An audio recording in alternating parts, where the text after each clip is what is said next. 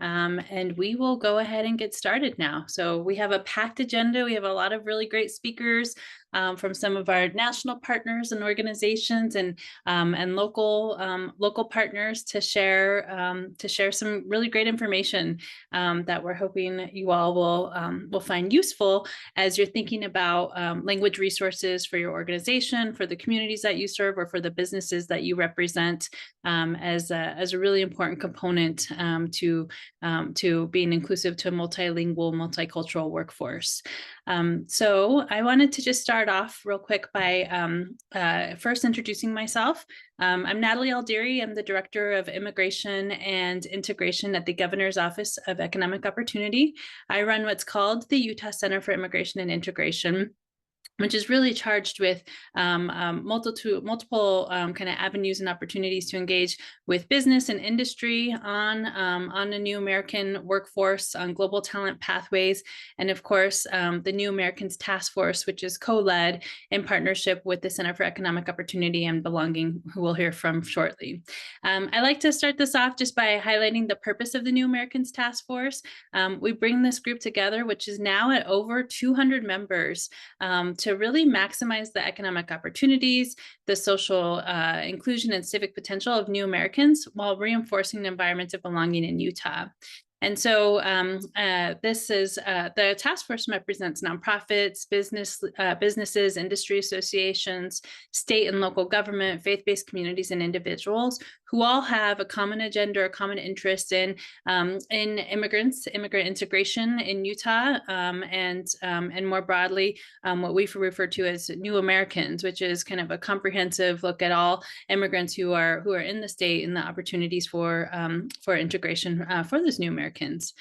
So these meetings are really intended to learn from experts, like what we'll be doing today, to inform on the different opportunities related to immigration in the state, and then for you all to help us to make recommendations or bring issues to light related to integration, and with a real focus on workforce and economic opportunity.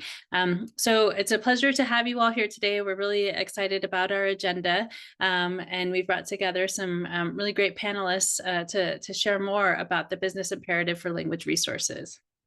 I'm just going to review the agenda real quick, and then we'll turn it over to our presenters so we can get going with the agenda or with the presentations. So today we have a really packed agenda. I know when we send out these announcements, we have kind of the description, but not always a lot of detail on the things that we'll be diving into. So I hope that you're excited to learn kind of along with us as we're moving through the agenda today. So again, I'm Natalie Aldieri. I'm the Director of Immigration and Integration at the Governor's Office of Economic Opportunity. Today we'll have a chance to hear from Zhi Minshao from the Center for Economic Opportunity and Belonging, which is a nonprofit organization who also co-leads the New American Task Force with us around language and belonging, and kind of walking us through some of the opportunities that really exist in creating a culture of belonging and how language plays into that. We also have a few announcements that we'll share, and then we'll really dive right into our presentations with introductions from our great panelists that we have today. We have Kawari Hirakawa from One Language, who runs a consultancy group on language access, language resources for both public, private, and nonprofit sectors. We have Katie Brown from EnGen, who's going to be talking about developing ESL programs for a multilingual workforce. We have Stephanie Patton with the Utah State Board of Education Adult Education Branch, talking about some of the state resources for English language acquisition that businesses or organizations may not be aware of. And then we had a group of students do a research project with us this last semester from the University of Utah, the Goff Trailblazers team, who will just give a quick highlight in some of the things that they found as they were conducting some research around English language programs and resources and across the state and primarily here in the Wasatch Front. So with that, I'm going to turn it over to Zhi to talk about language and belonging. Before I do that, just one more quick little housekeeping thing. The chat is open, so please feel free to chat questions. We'll keep an eye on that, or comments that you may have. The Q&A also works too. So feel free to use that. We want to make this interactive. And if you'd like to come off of your mic and ask questions, we'll have the opportunity to pause for questions along the way. We really encourage you to do that as well. So with that, I will turn it over to Z to talk about language and belonging. Right, thank you so much, Nelly. It's great to be with everyone today. As Nelly mentioned, my name is Zeman Zhao, and I'm the President and CEO of the Center for Economic Opportunity and Belonging. We are very pleased to be able to be one of the co-conveners of the New Americans Task Force. Today, I really want to help us think about why belonging is so important in the work we do and in the integration of New Americans in the state of Utah. Claudia, can I please get the next slide, please?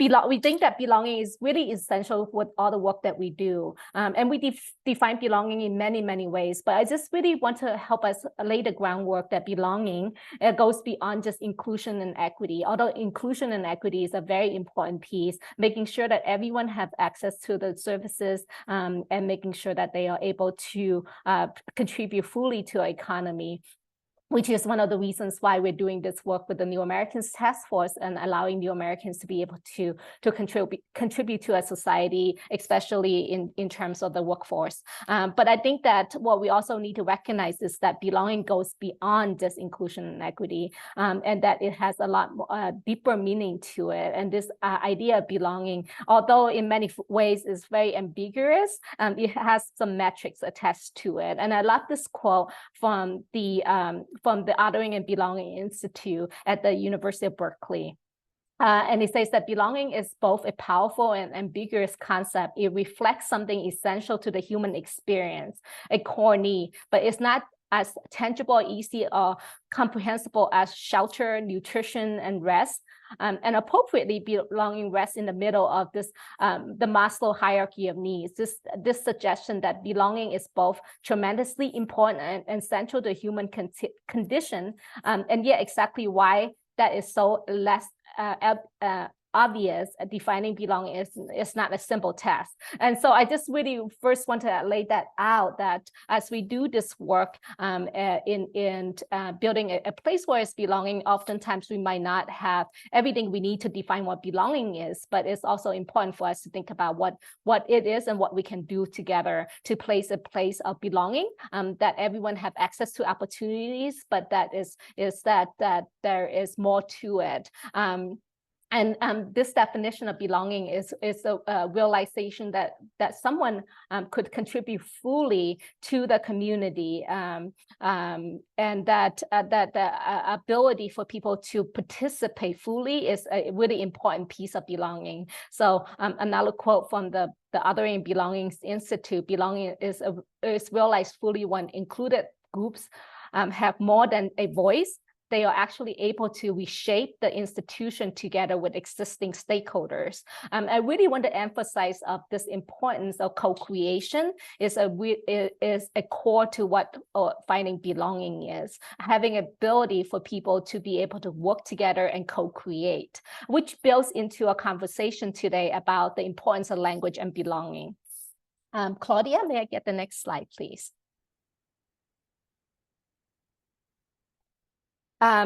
So building up on that conversation about belonging and the co-creation piece, language access is really the key to many of the things that we do when we talk about equity, diversity, and inclusion and belonging. Language access is a fundamental aspect of inclusion and social cohesion.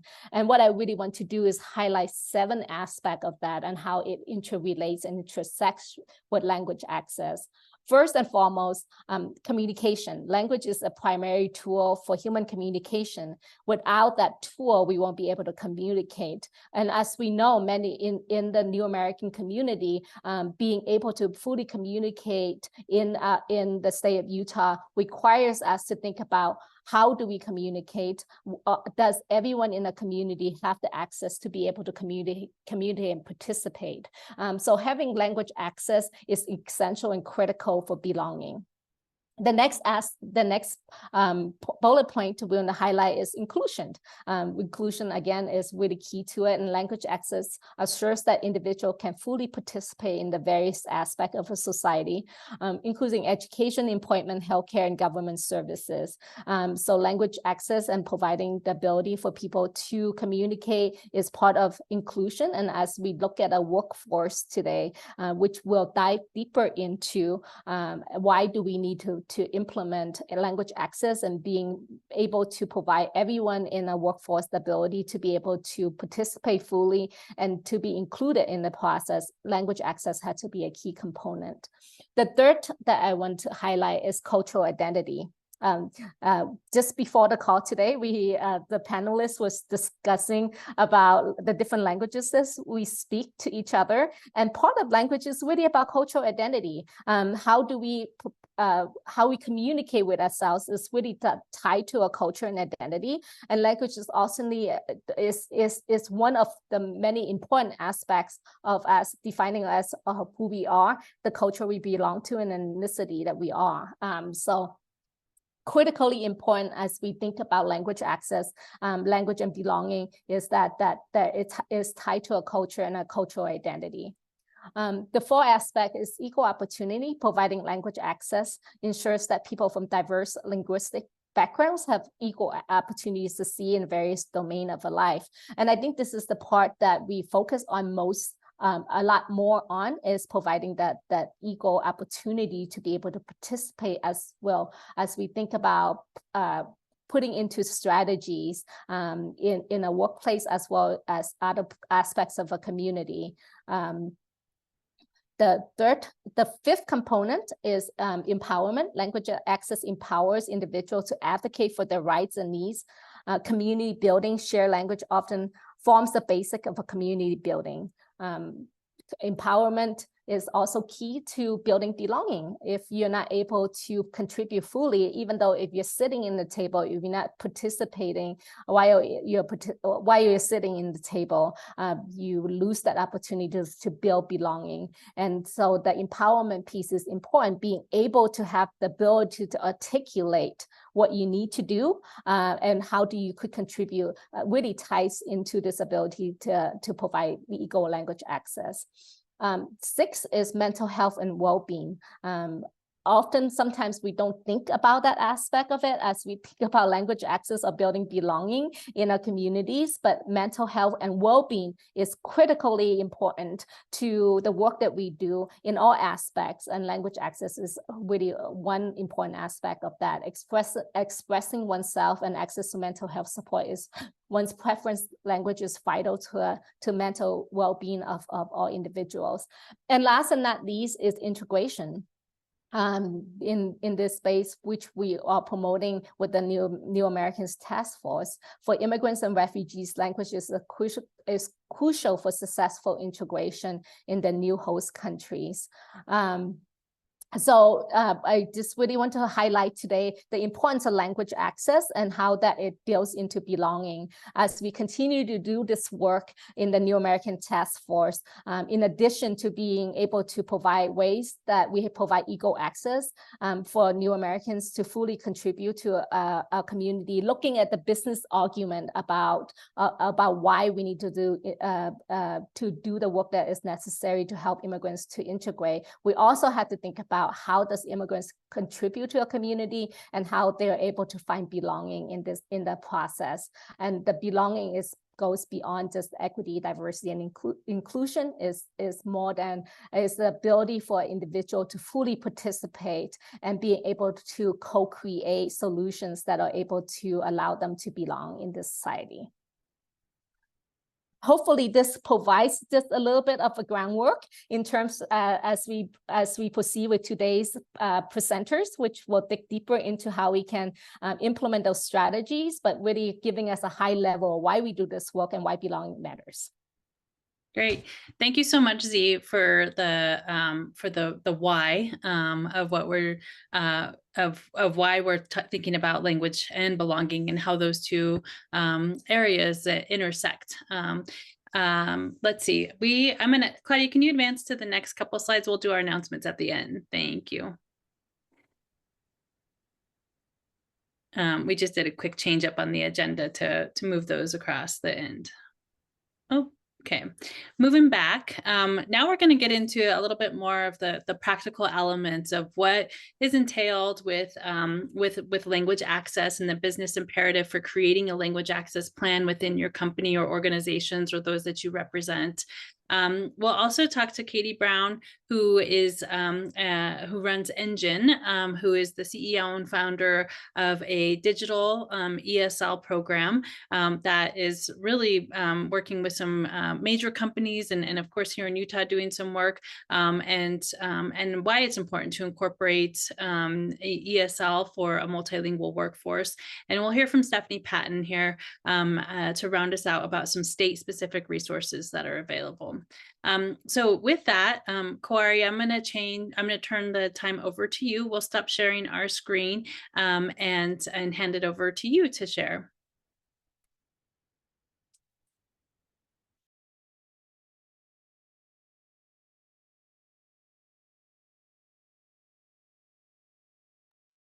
All right, I hope you can see my screen now.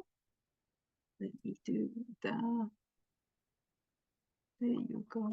Hold on one more second.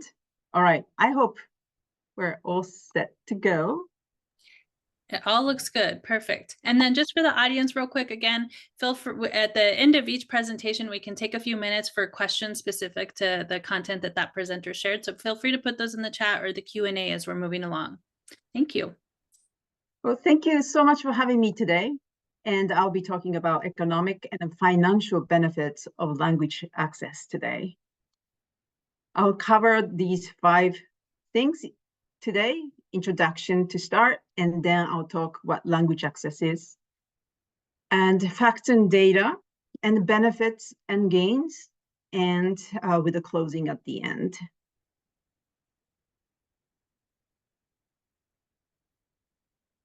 All right, my name is Kaori Hirakawa. I'm the CEO of a company called One Language, and my name is pronounced like Lady Gaga and Ori. If you speak Spanish language, you would know how to pronounce my name. Kaori is my name. Thank you so much for having me. Yet again, I'm saying that.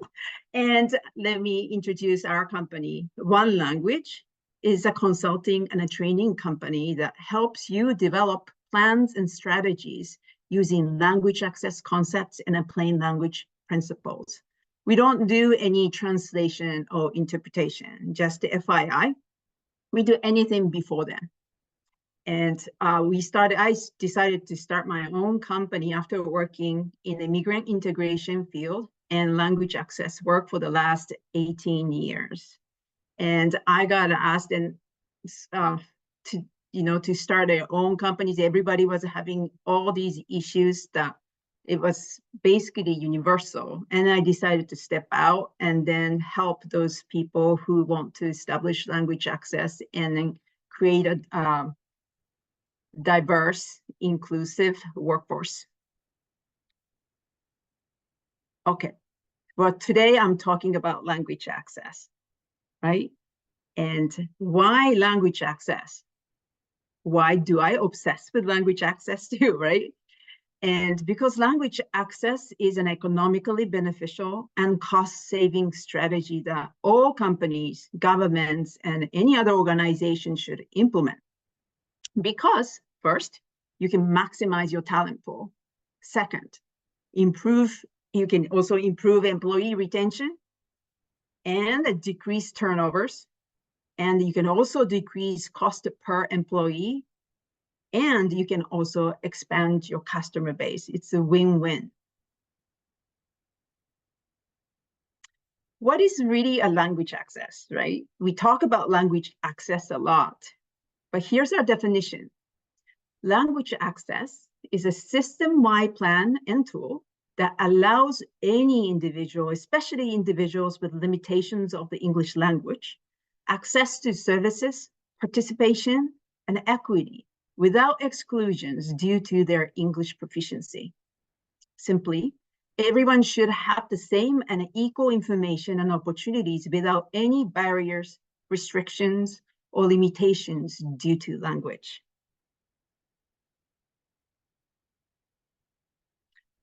language access is all about creating access and filling gaps through languages.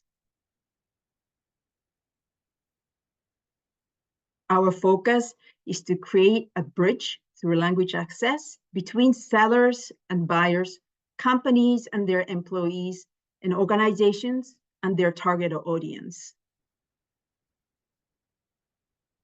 When we talk about language access, we tend to think about only translations and interpretations, but I would like you to step back and then think about how to serve everybody, right? And not just focusing on those who can't speak English, but include English as a part of language access. And because if you implement plain language, right, speak English or write English plainly, simply, and clearly, then translations and interpretations be much quicker, more accurate, and actually more cost saving. And then you can serve everybody because we included English as part of language access. And we call it complete language access solution. Let me share with you some facts and data to give you a big picture of American workforce.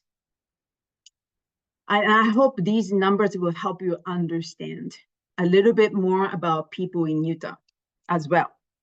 So here are the numbers. Let me start with 87% of American adults cannot compare two viewpoints.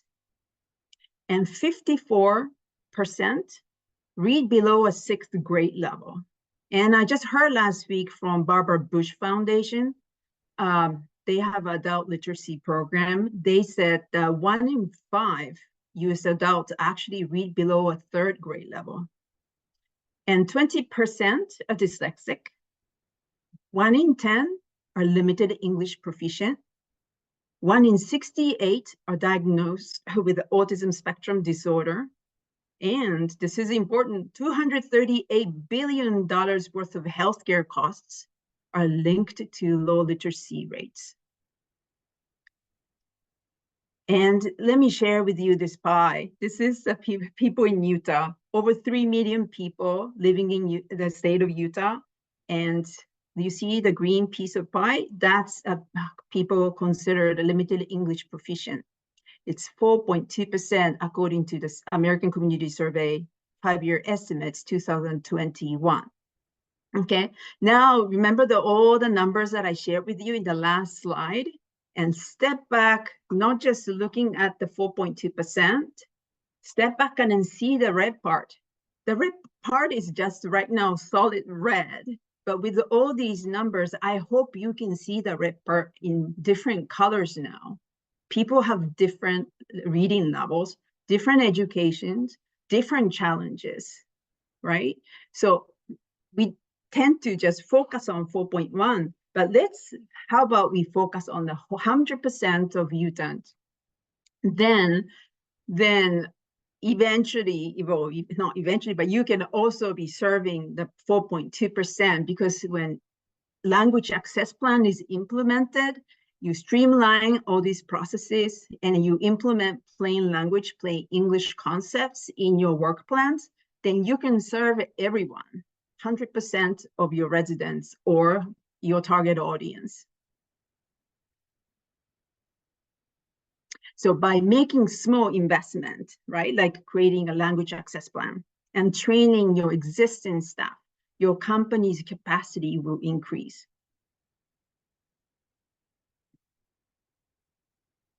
Benefits and gains. By developing a language access plan, like I said, and implementing the plain language in external and internal materials, you can actually save money and time and possibly collect more revenue. And here are the samples, average of 50 to 60% savings. You can negotiate faster. You can cut down your printing costs. And like in this case, IRS saved $2 million, not saved, collected extra $2 million. And then there are many companies, a lot of companies and government agencies already implemented language access plans. and they saved a lot of money.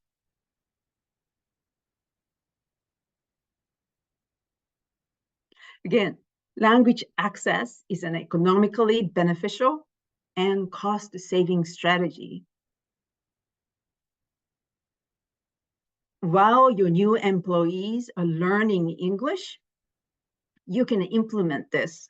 And then this doesn't have to be a big investment. It can be a small investment, just training staff, or to make a plan within your organization. And then you can really streamline the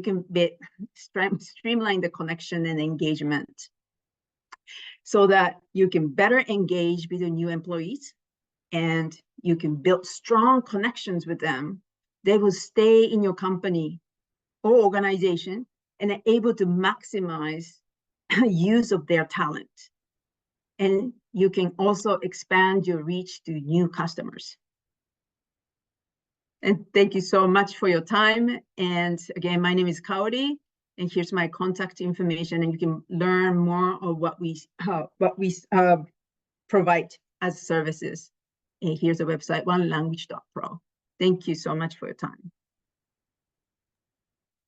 Thanks, Kaori. I hope you stay on camera for a minute. We can answer any questions as people are kind of processing the information here. One question that came up in the Q&A was if the slide deck will be shared. We'll share a recording of this presentation so you can see, have all the content after this. Susie had commented, I love how English is included because I've worked with many English first only language speakers that do not comprehend the English language. I think that speaks to the importance of plain language, right? And ensuring that we're able to speak to reach folks with a variety or diverse learning or literacy levels. Can you talk a little bit more of how you've seen that work within like a workplace structure specifically, or like an organization? Right, sure. So in our work culture in the United States, generally speaking, we tend to use acronyms, abbreviations, slang, and then all that. And if you're not an insider, it's very hard to follow, right? Like if you work in a government, we usually like shortening, you don't call it Department of Commerce, you say DOC sometimes, right? Police office department is POL and so on. So if you eliminate all that, right? So, let's say if you're hired and then start working in the Department of Police or a company, of security company, and then they started using all these acronyms that you're not accustomed to, you feel kind of not part of their organizations. You can't follow conversations. By eliminating all these, right? And then make it so simple and easy that everybody understands, then naturally you feel welcomed, don't you think? Because you don't have to ask, what does that mean? What CIA mean, right? And so on. Then that really builds a very simple concept, but just doing that, you can build relationship, connections, and so on. So this is, I think, a universal issue that we all have in the United States, American workforce culture. So just implementing a different way of talking, communicating. It could be a form, employment form, or HR regulations. All these things are implemented in plain language or more language-friendly ways. Then your communication is easier and better, no questions asked, and the translation and interpretation will be much faster and easier and more accurate. So in the end of the day, it's cost effective. I hope I answered the question. Yes, you did. You did. I think that there's a cost benefit there. I've also seen people move towards plain language for their training and curriculum materials and onboarding and other kind of upskilling efforts within an organization or company or institution. That has been incredibly helpful to kind of level the playing field in terms of how people are able to access information overall. I just wanted to touch on real quick, you did talk about interpretation and translation being part of a language access plan. We didn't include that in today's panel presentation because that's another area of work that is really important, and we hope to have some dialogue and bring some presenters on around interpretation and translation. I'm curious in terms of how, when somebody's developing a language access plan, what are some of the key elements that folks should be looking for when they're engaging in interpretation and translation services? I strongly believe in investing in people, the existing staff, because one paper or policy or processes or admin regulations can be just one sheet of paper if employees don't act upon it. So you really have, when you create a language access plan, you really have to simultaneously work with employees so they are aware of it, their action changes, so that you can welcome new employees or work with the customers with limited English proficiency. So it actually synchronized, and then just not just a piece of paper, if it makes sense.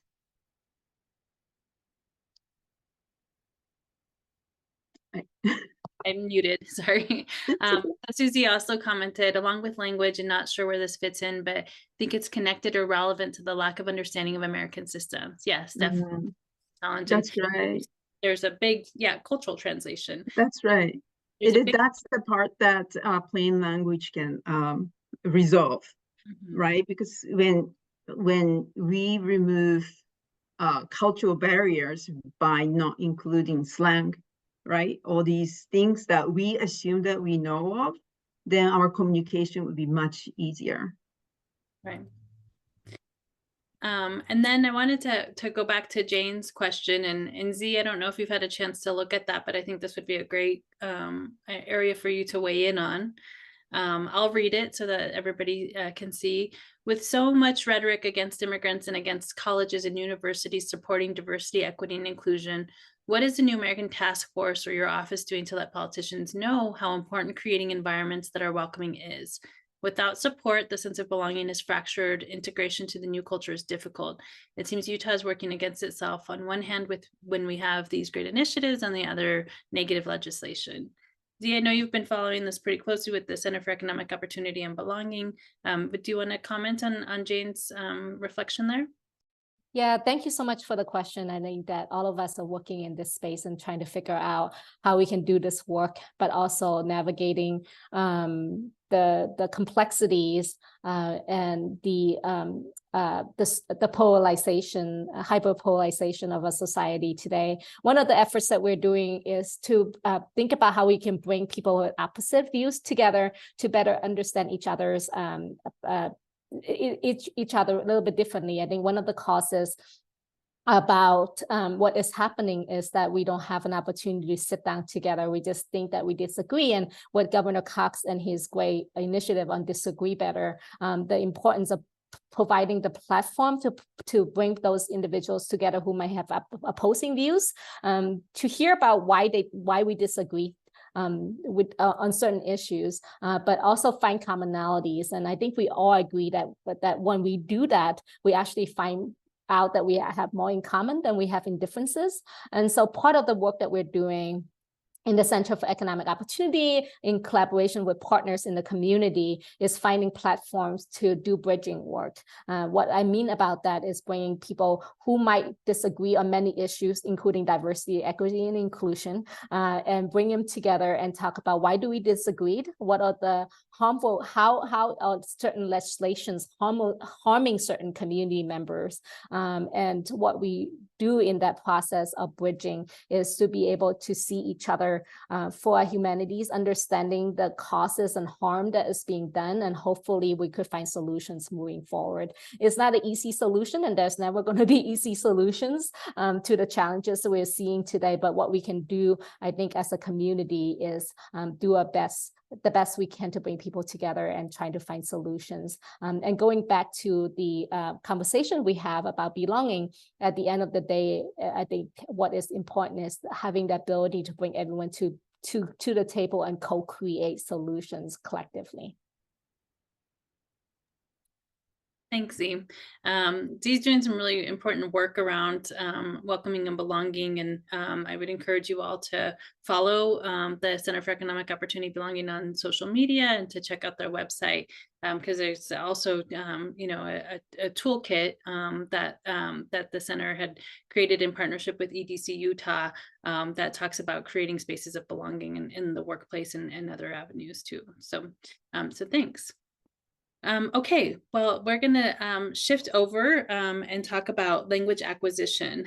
Thank you, Kaori. We'll move on to Katie now and have her pull up her presentation. Katie, we're really excited to have you here as CEO and founder of EnGen and kind of one of the leaders in digital ESL programming.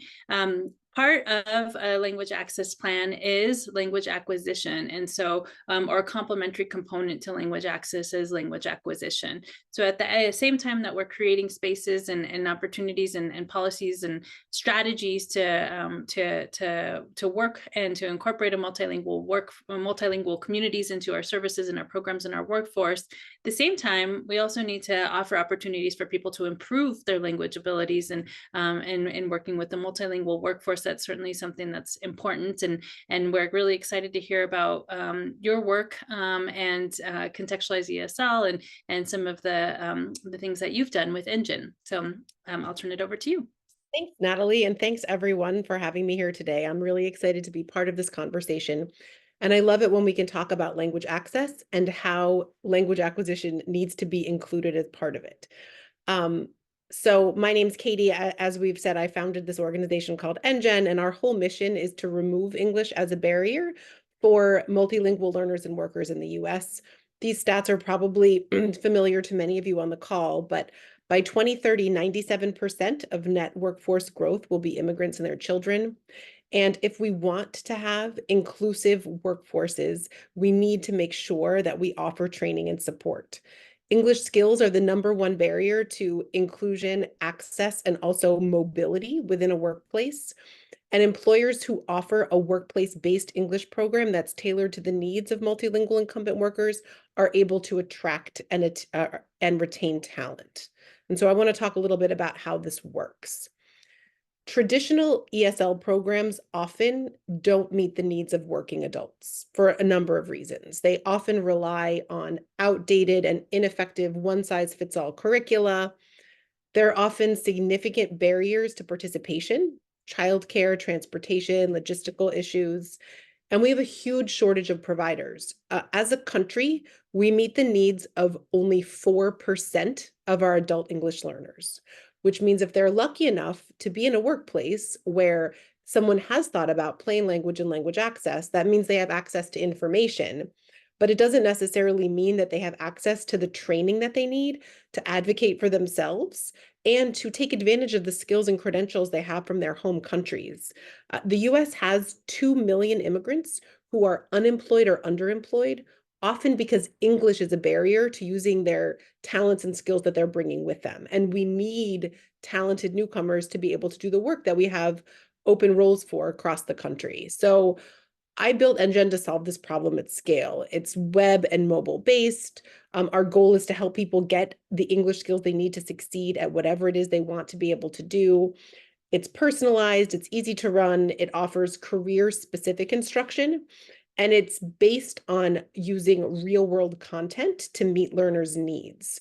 So it takes out the whole extra layer of teaching people sort of generic, one-size-fits-all ESL, and it gives them the language skills that are integrated into their workplace, which ties into language access programs. Because when we can work with employers who already use plain language, who already think about communicating in a way that is clear and jargon-free, then we can rapidly help incumbent workers get the English skills they need to be able to understand those materials in English, not necessarily need to rely on translation and interpretation, which are wonderful resources, but they don't go the whole distance in really and truly helping our multilingual workforce be included.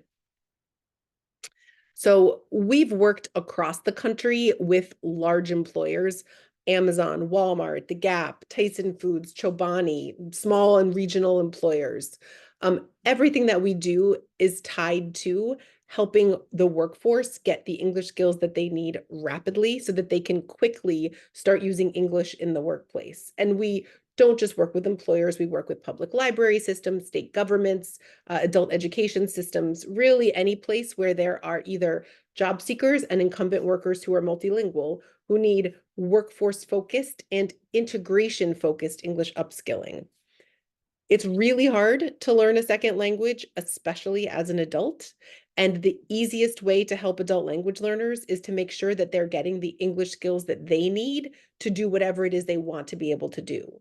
Often that will be workplace tasks, things like being able to fill out an application for another role within an organization, being able to talk to a supervisor about time off or questions about benefits, being able to help enroll their kids in school. All of those are things that our newcomers need to be able to do in English. And so what we try to do is make it as easy and straightforward as possible for them to get those skills.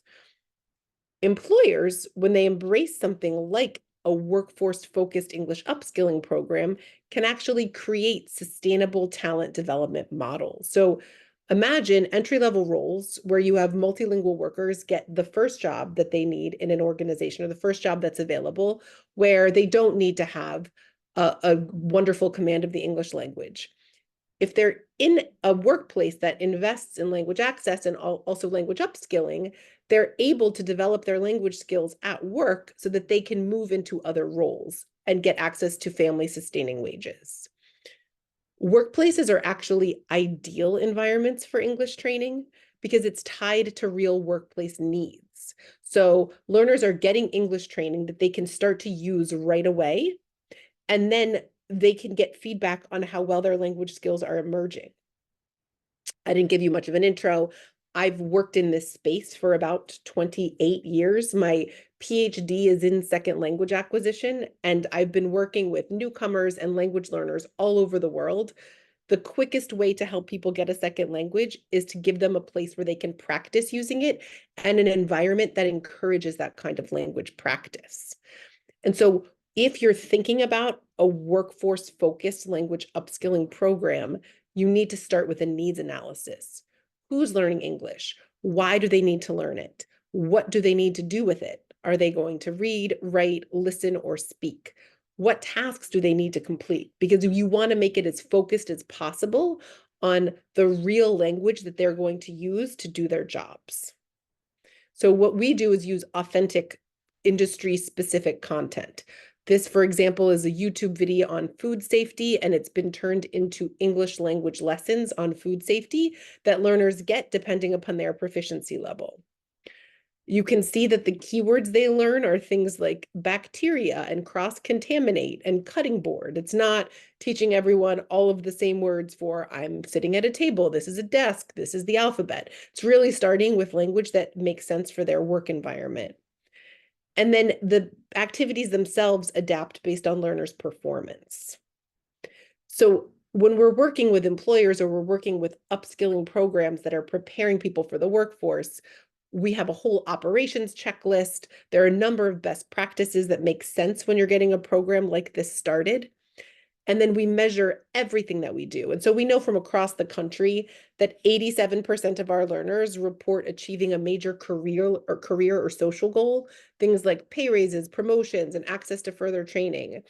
89% of our learners are more likely to stay at their employers because English is offered as a benefit. And 93% report saving time. So this is not only the right thing to do when you're thinking about creating a welcoming and inclusive workplace, it's the right thing to do because it increases your ability to attract and retain and promote workers and have them do their jobs more efficiently. And we hear it both from employers and from the learners. When you're building a workplace-based training program, there are 5 critical components. Number 1, someone needs to own the workplace-based model, whether it's someone in training, development, employee benefits, but this can't be an afterthought. The same way you need somebody who's thinking about language access, you need them thinking about inclusion and English upskilling. you also need to think about recruitment. So not all learners are going to volunteer, and not all learners or workers are going to want to do this, but they need to be made aware of them. And then having things like information sessions, workplace ambassadors, flyers in multiple languages. You need to make sure that in your workplace, people are encouraged to use English, because your newcomers are going to be speaking English with an accent. And there often is a lot of discrimination in the United States about people who are speaking with an accent. What we need to do is make sure everyone knows that being bilingual and multilingual is a superpower, and that behind every accent is a language that somebody else speaks fluently. And a lot of being able to use your new language in the workplace has to do with being comfortable doing it. So making sure that there's manager buy-in and that managers understand the importance of the program, that they're encouraging their direct reports to be part of a program like this. Really important are career-aligned milestones. Understanding the level of language proficiency that your workers will need to move from role to role is something that requires a bit of reverse engineering, but it can make it really clear to them, to managers, and to other stakeholders how developing English skills can quickly translate into mobility within the workplace and access to career pathway opportunities. And then finally, metrics for success are important with anything, but in some workplaces, the goal is to increase the confidence and to make sure workers feel included. In others, it's to achieve specific language milestones for career milestones. So understanding what the goals are of your workplace-based program is important. I have my email address here, and I'm happy to answer questions. And I also think there might be some in the chat. So I'm going to stop sharing my screen and see if there are questions in the chat I can answer. Yes, so there's a question about nonprofits, and we work with nonprofits across the country. We have separate pricing for nonprofits, and we also can work with nonprofits who are supporting employers. We've built partnerships and bridges between local immigrant and refugee supporting nonprofits, and then workplace-based programs. So feel free to reach out if you have any questions about anything. At this point, we have hundreds of examples of partnerships across the country, and we would love to help welcome newcomers in Utah. What other questions can I answer? Maybe Natalie has some. I'm just monitoring the chat, make sure we got through those. Dr. Arungu is at the Utah State University. She says she was giving you a thank you on the accent modification, and that should be a no. Right, I don't know if you want to speak to that a little bit more. I think especially as we move out of the Wasatch Front and have new American communities that are growing in areas that aren't accustomed to newcomers or haven't built the resources necessarily around that. What are some tangible ways to work within industry, businesses, educational institutions around this idea of accent modification? I mean, I think that we need to debunk the myth that a native speaker accent is the ideal. Anyone who learns a second language or a third or a fourth language is going to speak with an accent because of human biology. And accents are something to be celebrated. We have them across the country regionally, and they show that you speak another language, which is something that is really hard. I often like to point out that most native-born Americans have taken 5 years of a language and can't actually say anything. So the fact that we have newcomers here who are speaking not only English, but also the often multiple languages they come with is something that we should call out. Immigrants and refugees, we should approach their contributions to the workforce from an asset-based perspective. I think changing the language that we use around describing them is helpful. I don't love the term limited English proficiency because it's approaching this from a deficit perspective. And what they are speakers of other languages and multilingual learners and workers. And putting a more positive spin on that, I think, is helpful just to make people think about what their words mean when they're describing multilingual learners and workers. Yeah, and I love the movement right now that's moving away from ELL to multilingual learners. Can you talk a little bit more about that movement and how you've seen that kind of in a national lens? I think it's just a little shift of the fact that English language learners suggest that, there's a barrier that needs to be overcome, and it's limiting language around this population, whereas multilingual workers really draws attention to the fact that every English language learner in the United States is multilingual because they are coming with at least one other language. And that is something that we all need to embrace. We know that communities of care need to reflect the people who live in them. We know that we give better customer service when we can do it in multiple languages. We know that coaching works better when you can do it in multiple languages. So celebrating multilingual learners is a way of doing that. And I've been so pleased to see that cropping up all over the country. Yeah, I have been too. So for all of you on the call who represent organizations or institutions or companies, that is a strong movement to move away from categorizing people as English language learners, or limited English proficiency is the other one that comes through, into multilingual learners. So it's a good movement. I see questions about digital literacy, which I think is important to address. And it's funny, if I were giving this talk 3 years ago, the first thing everyone says is, oh, well, you can't teach ESL online and you can't teach English online because immigrants and refugees, they don't have email addresses and they can't use computers. And those are a lot of myths. It's also true that digital skills are workforce skills, the same way that English is a workforce skill. And so we have to include all of them together when we're helping people get the skills they need to thrive in the US workforce. Often there are newcomers who need help with digital skills, and including help with digital skills in a program like this is important. So building that in, making sure that learners have support when they're accessing new technology, that they have a bilingual coach who's helping them navigate the technology. We do a lot of work in capacity building with organizations across the country that rely on volunteers, helping volunteers understand how to incorporate digital skills with learner workforce training. So yeah, so our platform is mobile first and mobile friendly. It is a digital tool, and it's designed to help learners get digital literacy skills and English skills and workforce skills at the same time. I think that's sparked a lot of conversation in terms of those digital barriers that exist. I think one thing that I have appreciated about EnGen is that it's working with people at different levels of their English acquisition journey, and there certainly, digital divide, digital barriers exist. It's not to say that they don't. That they don't exist, but I mean saying in broad strokes that immigrants can't use technology, refugees can't use technology. You can't teach them with technology because they don't have digital skills. I didn't mean to say that there are not digital divides. The National Skills Coalition will show you that 40% of speakers of other languages have 0 digital skills. What I'm saying is that you need to incorporate digital skills with English skills, with workforce skills, so that you can make sure people have all of them, because there is not a single job that isn't going to require digital skills. So you can't leave behind a huge portion of the population because you say they can't learn with technology. That's what I'm saying, not that there aren't digital barriers that we need to address, because there's a huge digital divide. Mm-hmm.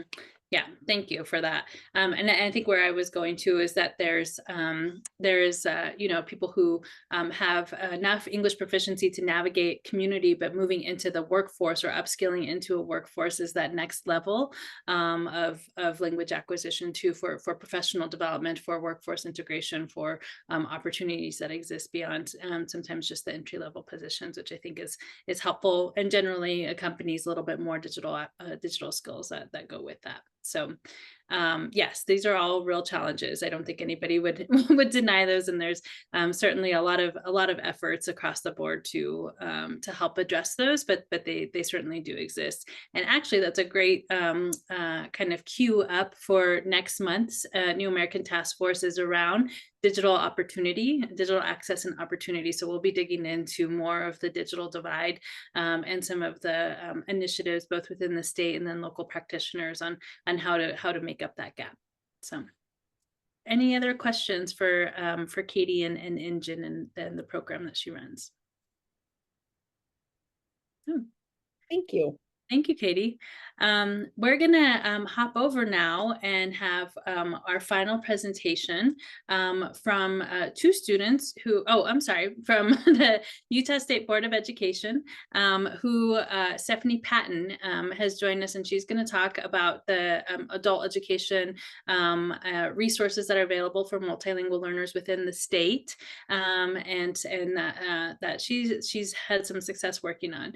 I'm gonna contextualize this a little bit and share that we fully recognize that there's not a one-size-fits-all for all English language learners, nor for any business, institution, or organization that's working with multilingual communities.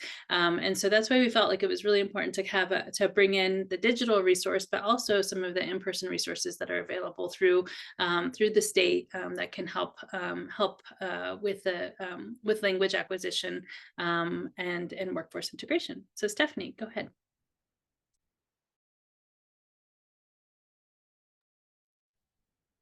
Let me see if I can, I don't know if you guys see that. Let me move that over. Well, thank you, Natalie, for giving me the opportunity to share today. I'm excited to be here. So I'm the adult education coordinator at the Utah State Board of Education, and I've been there for several years now. So I just wanted to give you kind of an overview of what adult education does in the multilingual learner space or English language acquisition space in the state of Utah.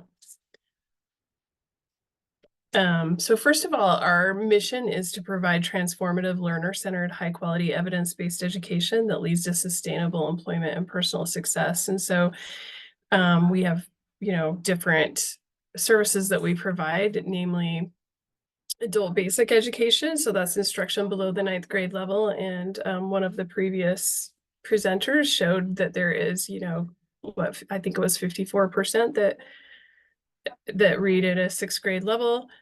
So we do provide services to help raise literacy levels of any adult. We also help with adult secondary completion. It's pretty cool in the state of Utah. Anyone over the age of 16 who is not currently enrolled in high school can participate in adult education and earn a 24 credit diploma. So that is not true in every state. Many times students or adult students are left with only the opportunity to get a high school equivalency like the GED or HiSET, but in Utah, you actually can get a 24 credit diploma as well. So we do that. And our third service that we provide is English language acquisition, and want to focus on that today. So we're governed through the Utah State Board of Education. We're funded through both state legislative and federal funds. And last year in 2022-2023, we served over 23,000 students, 9,346 of which were adult English language learners.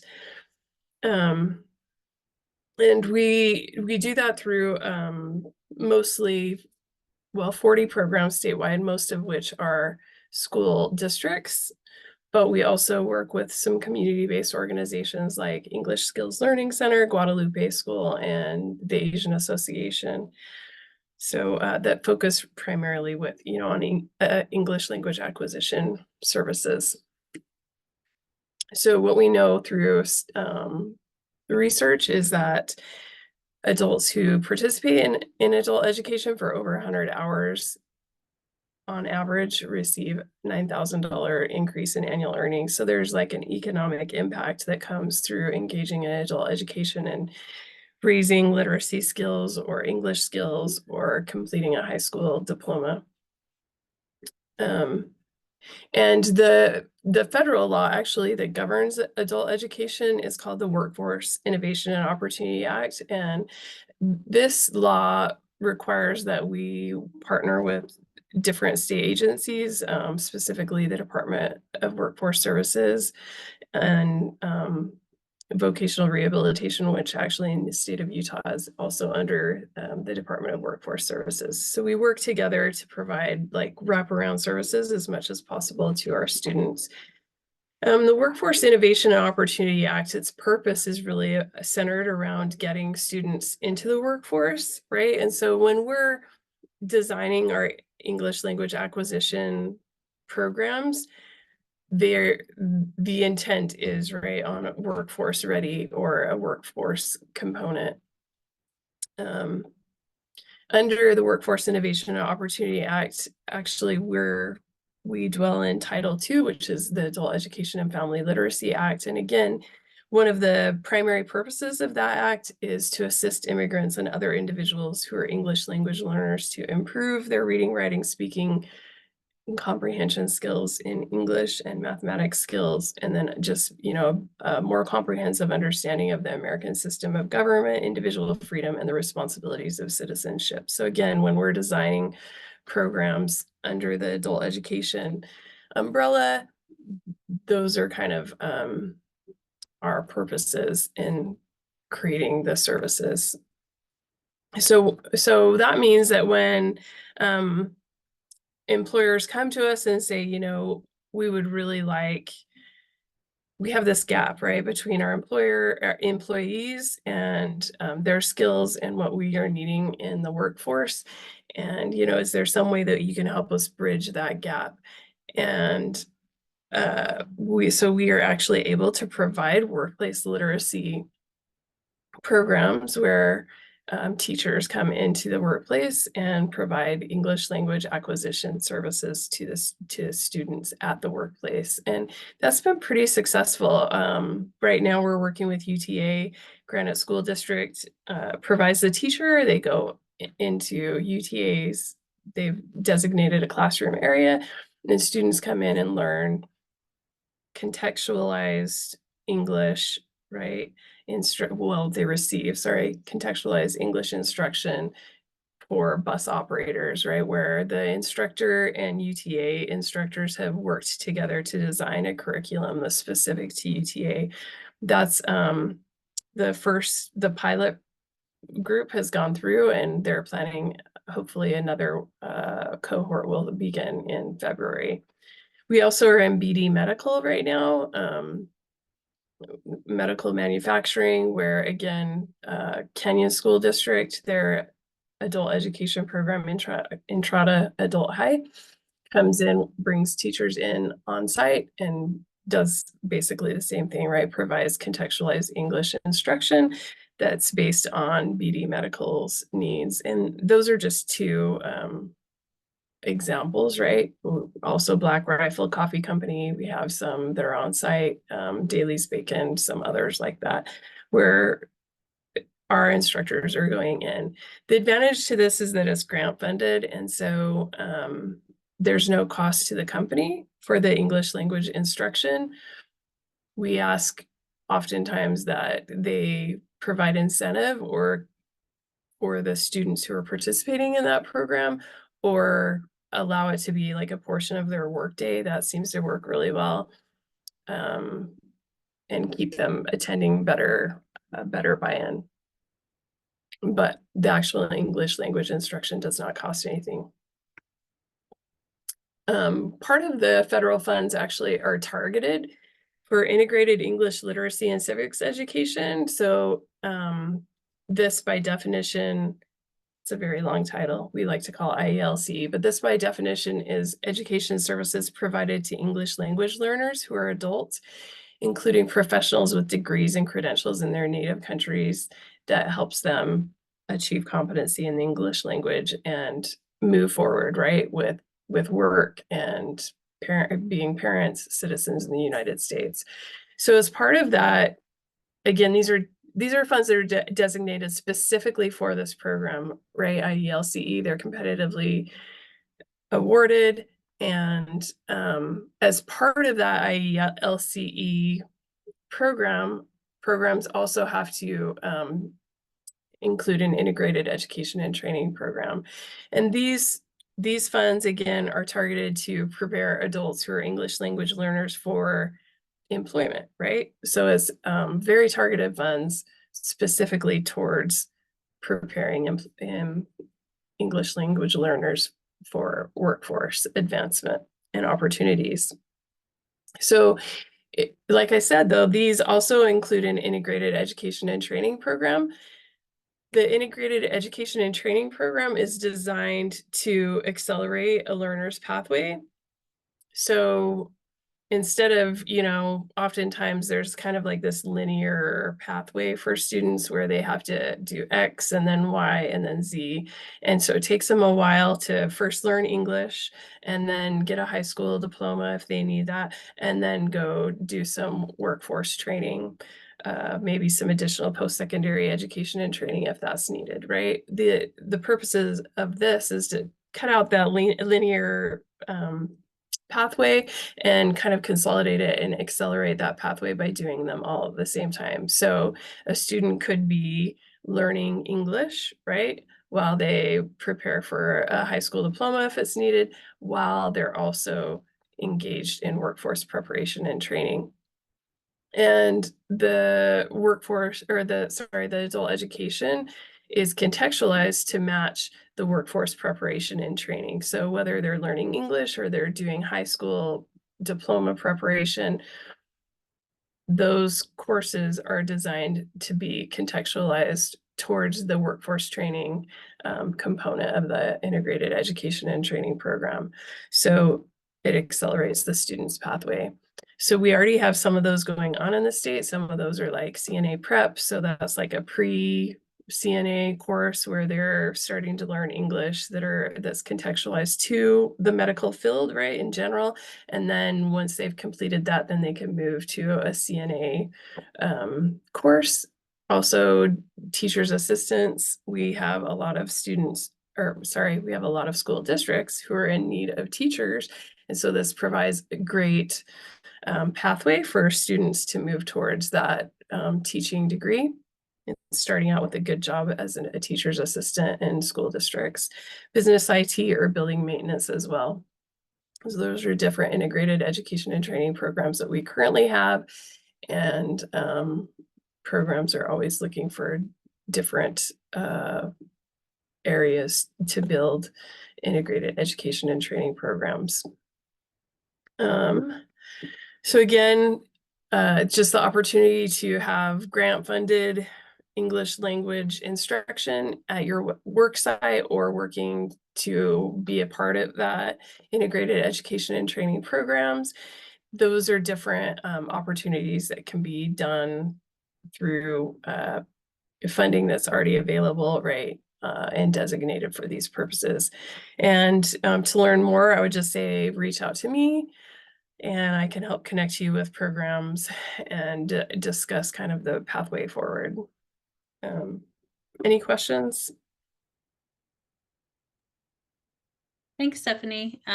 Just wanted to make sure that for Susie, the contextualized English description was sufficient, if that kind of answered your questions when Stephanie was going over that.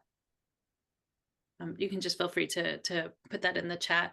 I think that there was interest in how to get folks signed up for the IET programs. Do you have a list of the programs and where they're available that we can share with everyone after the call? I can send that to you. I don't have it typed up easily at the moment, but yeah, I can get that to you. You can share it out. Great, that'd be great for the task force members who aren't on today to also be familiar with that, those different programs that exist.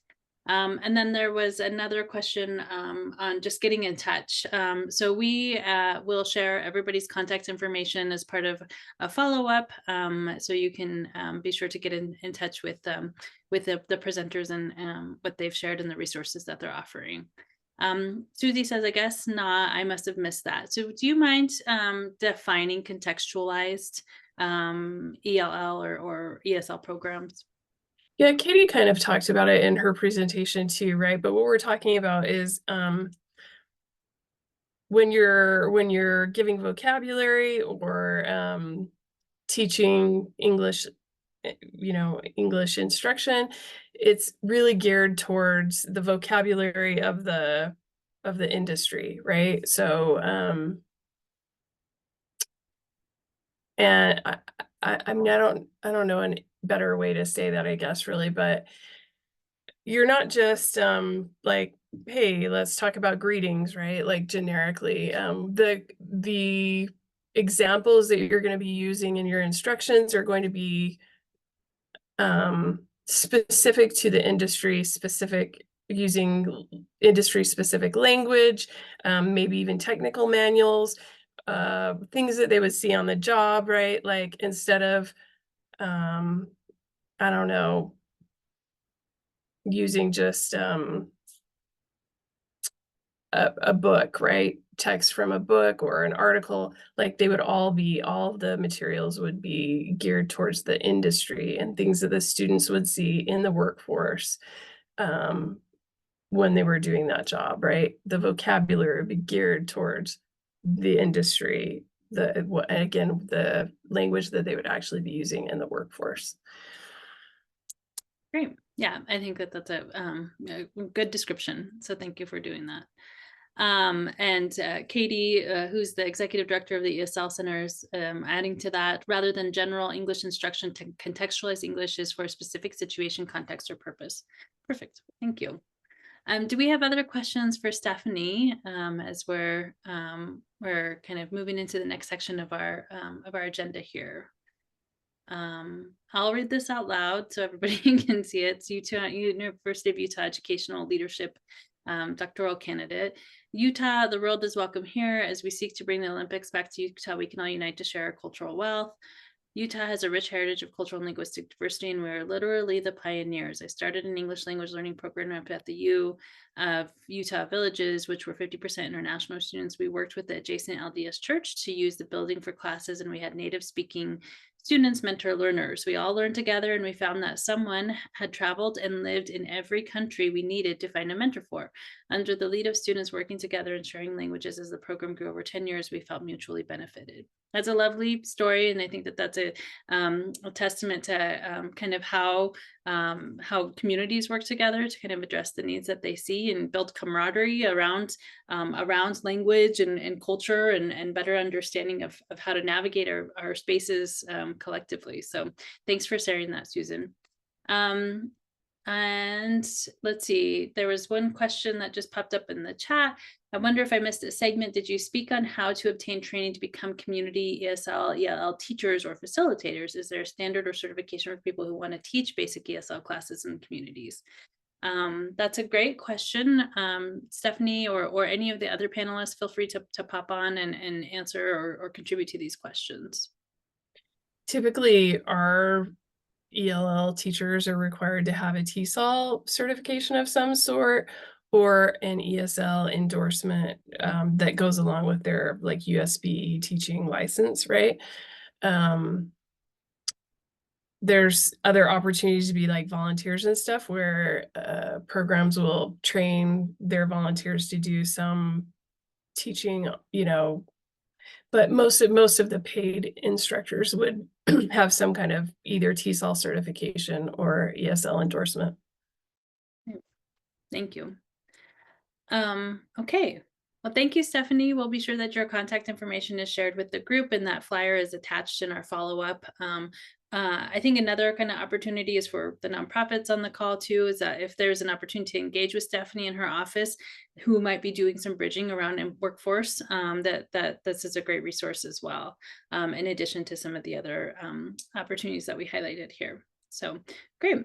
Okay, so our last series that we're going to talk about is a research project that the Goff Trailblazer team had put together for the task force.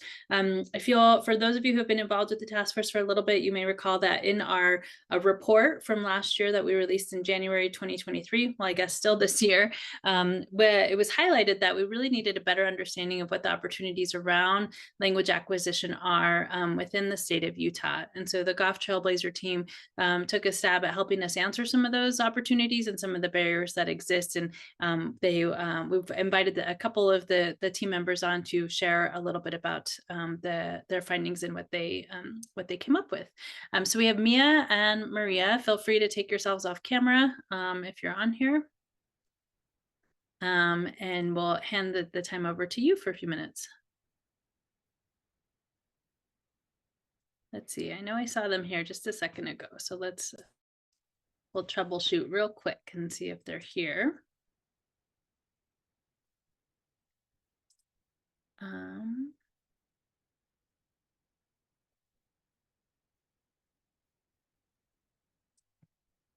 see. Maria, you don't have access, and Reese, do you have access? You're welcome to present for the team. I saw you hop on just a minute ago. There's Maria. Hi, can you hear me? Mm-hmm, we can hear you. Perfect. Let me just share my screen really quick. Oh, unfortunately, I cannot have access to it. Okay. I'm just gonna give you a little bit like a heads up of information, what we found. We're working with the governor's office and the Trailblazer team. So let's see. Okay. Can you see that? Oh, perfect. So if you can turn to the next slide, I would appreciate it.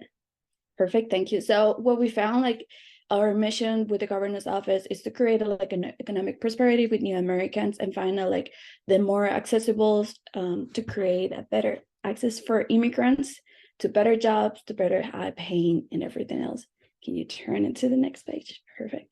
So we found out like this issue is larger than we thought. So 46 million of the people in the United States are immigrants, and only 30% of them speak not well or not English at all, which is like limitate them to communicate with others to find higher paying jobs. Perfect, you can continue. Thank you. Our recommendations like to find like pilot programs that connect mid-sized companies to the community, Silicon County, and open ELA programs to other companies as well, and work with provide another programs can use. Thanks. Thank you. So we found Silicon County as an optimal location to provide because that has the highest diversity of immigrants in the area. So 12.4% contribute to the Venezuelans, Brazilians, Vietnamese, Asians, and all of the like immigrants as well. Can you turn? One of the industries target that we wanted to create to target was construction and manufacturing, as long with accommodations and food services, because we want for the pilot program, we want to create like a strong organization with them to provide them ELA programs. And sorry, and that's it. Can you continue? Perfect. These are the companies that we want to target and that we discuss. So the mid-sized companies is between 10 to 220 people. So we contact Big D, Construction, Lestron, Ivory Homes, and only 4 of them show them that they're ready to implement EL programs already in their system. So can you continue? Thank you so much. I'm just gonna let to my teammate Reese to explain this a little bit more. Yeah, and when we were reaching out to these people, we were wondering how to, because when we talked to them, they said they were very interested in having these programs here in the state of Utah. And they said, we really want to do this. And we said, okay, who do we talk to really get the ball going? Because it's one thing to say, hey, we want these, but who do we talk to put that into the company here in Utah? And the answers we really got was contact the regional manager or contact human resources for the nation, and they'll be able to set that up. But it's even better to contact someone who's an executive who can get us in. We know that when we contacted Big D Construction, we were able to kind of get up to some higher ups, and that was easier to get them excited about. And they said, yeah, if you want to reach out in the future, we can get that going. And we asked, well, what's the best way to reach out? They said onboarding emails. You got to kind of get them with a bunch of those emails saying, hey, this is who we are. This is what we're about, X, Y, and Z, as well as cold calling. That's just the really 2 biggest ways to do that. We recommend having interns or someone who's willing to do that work to go out and do that. Next slide, please. And the second thing is we looked at the benefits for organizations and companies. And the 2 best benefits we found was first, organizational benefits. So this is if you have an EL program, it's compliance with anti-discrimination law and improves communication, less employee turnover, higher satisfaction amongst employees and employers. And then the second one was tax benefits. And we found out that there's really 2 big tax benefits to help companies with EL programs. That's first, tuition reimbursement, which they can reimburse their employees up to $5,250. And then the second one is the work opportunity tax credit or the WOTC, which many companies already have that. And that's just a tax credit used to help people with barriers, whether that's people coming out of the criminal system, people who are just trying to adjust to the United States after moving here, or whatever it be. And one of those barriers does include a language barrier. So we're glad that that can also be applied to this. And when we were looking at the different programs, it's important to note that most of these programs don't cost $5,250 either. They cost maybe $1,200 max. And so that's a great thing to know, that their whole tuition and all the little, because tuition reimbursement covers tuition, books, supplies, things like that. It'll all be covered. with this federal tax credit. Next slide, please. And these are just some of the more benefits that we came up with that we found out. For employees, they're going to get more a better job satisfaction, like we said earlier, more money in the long term, better communication, things like. And next slide. Maria, do you want to take over this one? Yeah, for sure. So after a lot of research and contacting with the companies, we noticed that we expect that the company says like, we're not ready, we're not interested. However, after talking with them, the human resources and all of that, we found out that they're ready to launch. They're ready to like go implement an EL programs in their like company to find out like a better way to help their employees.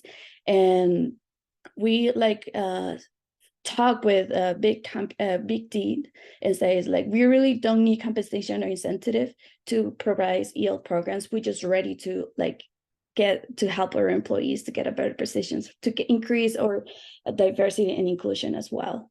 Please go to the next slide.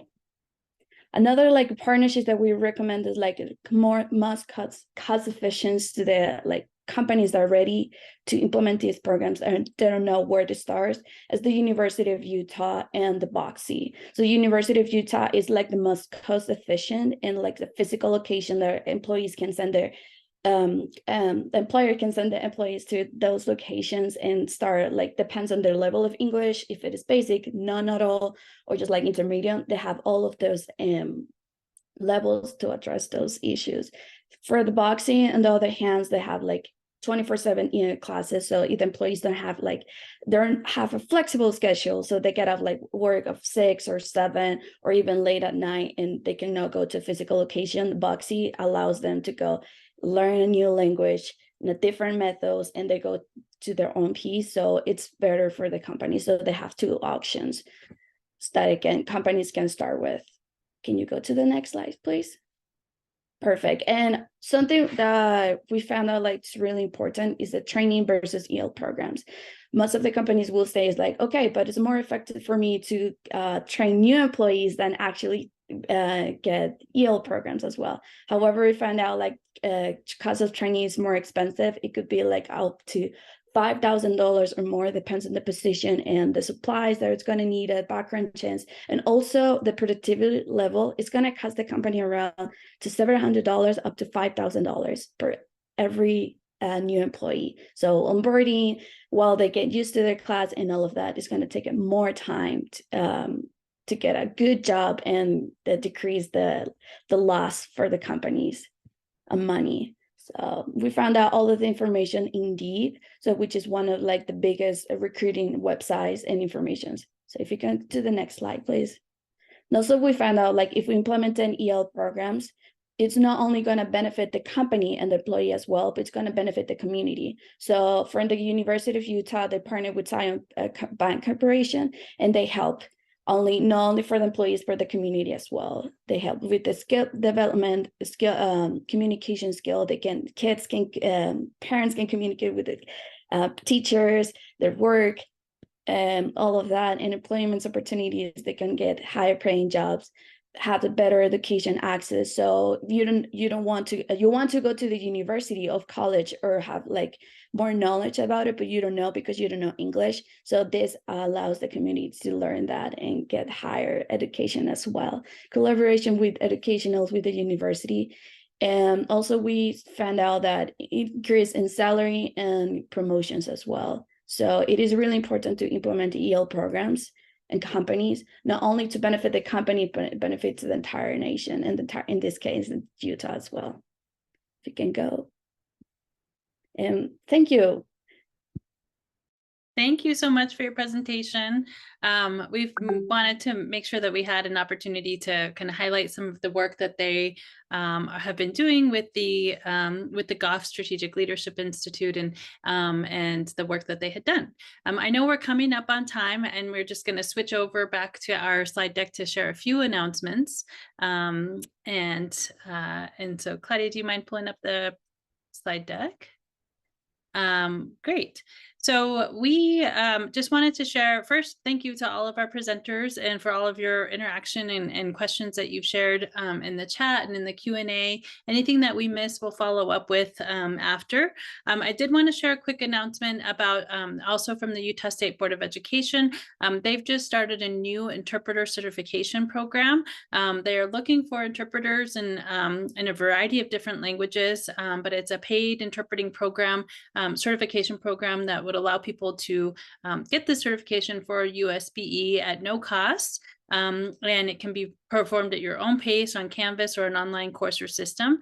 So there's more information there to learn about the interpreter certification training series, and we can have Dr. Estrada on to our call next month if they're still looking for additional interpreters to join this program.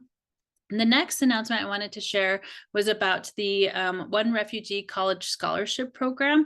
For those of you who are familiar with this program, it's an incredible program that provides wraparound support for refugee students who are entering into post-secondary education, whether that's through community college or through a four-year institution. I did want to highlight that they have recently broadened the acceptance for refugees to enter this program, and it includes those who are seeking asylum, have humanitarian parole, or temporary protected status, so TPS, which is a lot more inclusive of a lot of other immigrant populations who have made their way to Utah and are putting down roots here. So this is an incredible opportunity. There's upcoming virtual information sessions that are available on their website. So please share that within your community, your network, and ensure that people are aware that that not only is this open to refugees, but other displaced populations like those who are seeking asylum, so not even having been granted asylum, but have an application underway, humanitarian parole, and TPS. So this is really, really great opportunity here. And then with that, thanks to everyone for joining us today. Of course, here's our contact information if you're interested in learning more about the work of the Utah Immigration Center, about the Center for Z's Center, the Center for Economic Opportunity and Belonging, or contacting any of the presenters. Where's our contact information? Our next meeting is on January 18th, and we'll be talking about digital access. We have folks from Z's team who will be leading out on that conversation, highlighting some important resources, both at the state and local level, and engaging in some important dialogue, which I think is very salient and relevant to our conversation here today. If you're not an official member of the task force, please scan this or click this QR code so that you can join the task force. You'll get invited to additional events and receive more information, and then you can designate some of the areas of interest for you and your organization. The task force is open, as we mentioned before. It's from faith communities to individuals to CBOs, business, and so many others. So it looks like our website isn't correct. We'll get that updated before we share this out, Coari, and there's the correct one in the chat there, which is .pro instead of .com.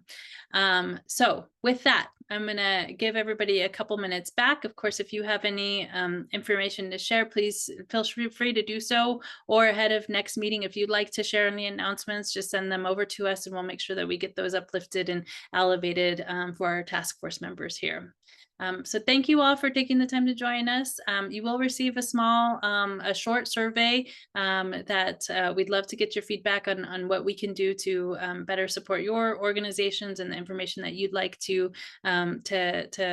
uplift or information that would be helpful for you. Thank you.